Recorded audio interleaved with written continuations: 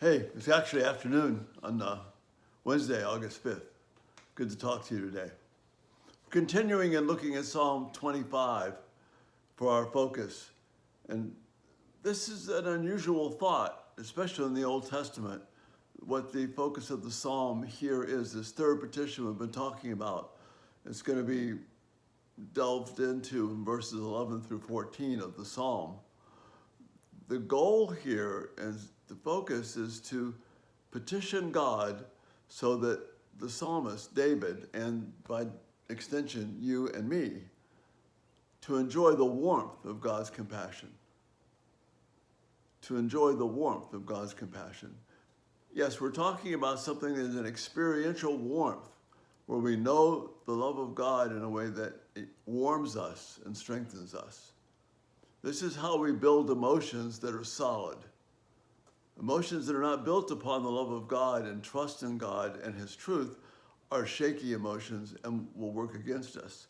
But emotions that are built upon this solid foundation of desiring the love of God, of knowing God, of properly fearing Him, those are the emotions that will protect us and guide us and be our friends instead of our enemies. Let me read the verses 11 through 14. On account of your name, Yahweh, you must pardon my guilt, for it is great. Who is the man who fears Yahweh? He, Yahweh, will instruct him in the way he should choose. His soul will remain in goodness, and his seed will possess the land. The closeness of Yahweh is for those fearing Him. And this is this emotional warmth we're talking about. The closeness of Yahweh is for those fearing Him, and His covenant He makes known to them. That is the ways of His covenant. Remember, we're talking about David here is obeying God, not simply in terms of checking off do's and don'ts and rights and wrongs, although they are crucial. He's talking more about the ways of God, the paths of God, how God operates in His world. And we become fascinated just seeing how God moves and operates. Just as we should be fascinated by looking at the clouds, because God tells us that He moves the clouds at His direction always. If you're ever curious about what does God do something? Look at the clouds. That's God doing it at that particular moment.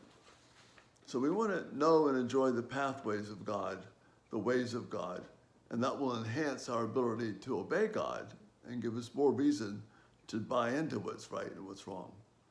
So verse 11, on account of your name, Yahweh, you must pardon my guilt, for it is great. Notice that emphasis on must, and we saw that in verse 7 too. This, you must remember me on account of your goodness. This is not God being held to account. This is the psalmist recognizing the way God operates. He is faithful. He is he is justice. He is good. He is righteous. He's true. He's consistent. So because of that, the psalmist can say, you must pardon my guilt. So he's not demanding of God.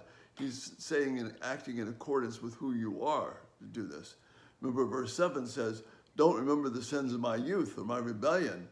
In line with your unfailing love, you must remember me. And that's the hope that we have. Then going down, who is the man who fears Yahweh? And sometimes this idea of God, fearing God, gets kind of washed away. Fear means fear, but in the right context. We read about this in Jeremiah. Should you not fear me, declares the Lord? Should you not tremble in my presence? I made the sand the boundary for the sea, an everlasting barrier it cannot pass. The waves may roll, but they cannot prevail. They may roar, but they cannot sustain it. The sea moves at God's command. If you've ever seen the massive shoreline on beaches, and you see the massive seas, that they're controlled by God. That's what he's saying here. So if we don't have some trembling in our relationship with God, we don't get it. Not trembling out of, I'm going to be condemned, but trembling out of the greatness and mercy and power of God. So who is the man who fears Yahweh? If that man does that, then Yahweh will instruct him, and that man will remain in goodness, and his seed, his prosperity, will possess the land. There's hope there. And then verse 14, the closeness of God is for those fearing him.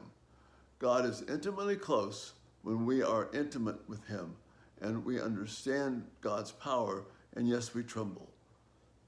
So when the Psalms, just a little bit later in Psalm 29, when we hear the thunder, the crash of God, and we are told clearly this is the voice of God, not like the voice of God, this is the voice of God.